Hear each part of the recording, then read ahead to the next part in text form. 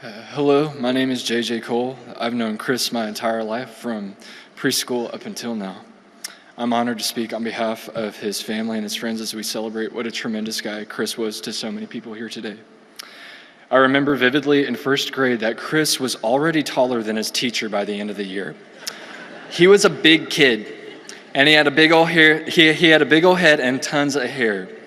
And so I was definitely intimidated by him initially, but it became clear pretty quickly that he was just a big old teddy bear. He was very sweet, and yet a bit wild at times. He loved to wrestle. I remember him at preteen camp, wrestling pretty much anyone who was willing to go. He was a self-declared member of the DX generation and declared his allegiance to them often. He only had one move, though, and that was just laying on you until you tapped because he was just so much bigger than everyone else. He was strong. He was a loud, playful, fun-loving, tender-hearted kid. I think part of the reason he loved to roughhouse so much is because at home, he had sisters and a mom who absolutely doted on him and were on his case all the time. He took joy in poking fun at his sisters and his mom, and they would always say, "Christopher, don't do that." And of course, he poked and loved because he loved his parents and his sisters deeply. He was a mama's boy through and through. When we were a little older, he was one of the first people in our group of friends at church to start playing guitar. He was really the reason I first started playing guitar as well, and he could play any Incubus song on the guitar, and I thought that was so cool. He also played the French horn at school, and so many times we were on stage together in our junior high band at church, and he'd be on the other side of me, always wearing his green beanie and playing his guitar way down low. He was a good musician, and he was the one who always listened to the coolest bands. In high school, we used to cruise around Sagemont and his old Saturn, just jamming to all the indie bands. He'd be like, "Yeah, this band's Appleseed Cats, my sister showed them to me." And we spent basically every Wednesday night and Sunday morning from junior high to high school leading worship together for our youth group at Sagemont, and that's where he and I really bonded as lifelong friends. As an avid fan of the movies Pee-wee's Big Adventure and Tim Burton's Big Fish, you could say that Chris had some quirky taste and was a bit quirky himself, as you've already heard. Sure, he was downright weird sometimes, but he was wonderfully weird. His silly, playful personality was balanced with a deep sense of curiosity about our world.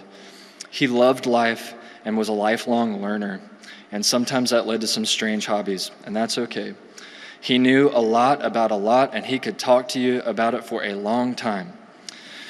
I appreciated and loved that so much about him. Most recently, as you've already heard, he was a very active gardener. His backyard is full of fruit trees and plants, and he prided himself in his homemade compost and his worm farm. Yes, I said worm farm. When Chris decided to apply for the police academy, I have to be honest, I didn't initially see it as a fit. He was a math major when he started college, okay? And I knew he liked to boss people around, and he was very opinionated, but I just couldn't see him arresting people. But when he was in the academy, I was just reminded of what a sharp guy he was. He had a tremendous work ethic, and he graduated as a class leader in the class of 209. When he finally donned his police officer's uniform and began his watch, I knew that I had been sorely mistaken before. Because when you looked at him in uniform, not only did he look the part of an officer, but you could tell that he took a lot of pride in being an officer. He had a deep reverence for what his badge meant, and he took being an officer very seriously, and he was damn good at it. I can't tell you how proud I am of him for his faithful and diligent service in helping keep our city safe. While we were roommates in our early 20s after he had joined HPD, I watched him transformed into a really disciplined and mature man.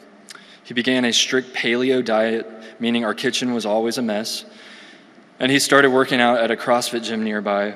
The once big Chris became this chiseled, muscular dude with an awesome sleeve tat. He loved CrossFit, and he used to make me take videos of him in our kitchen so that he could critique his squat form. He loved to coach me on my squat form as well, And he'd be like, whoa, you're going way past your knees, dude. That's not good. And Bethany, I know that his main motivation in becoming a healthier version of himself is because he really wanted to score a date with you. He adored you, and what he saw and found in you was this perfect match to all of his quirkiness, playfulness, creativity, and curiosity about life. He loved you very much and was so proud to be your husband. I'm thankful to you for bringing out the best in him in these last several years. I'd be remiss if I didn't mention his dog, Brienne, and as well, and how he treated her like a queen.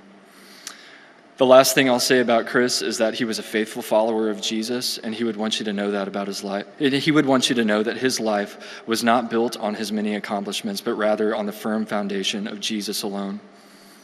We will sorely miss Chris, his big personality, loud laugh, his humor, his unwavering loyalty, and love that he showed to all of us. I know that one day we will see him again, but it's hard to face the reality that after so many miles of doing life together, he won't be with us anymore on this side of heaven. To the Houston Police Department, as well as the Houston Police Officers Union, I want you to know how grateful his family and his friends are for you and the great comfort and blessing you have been in this time.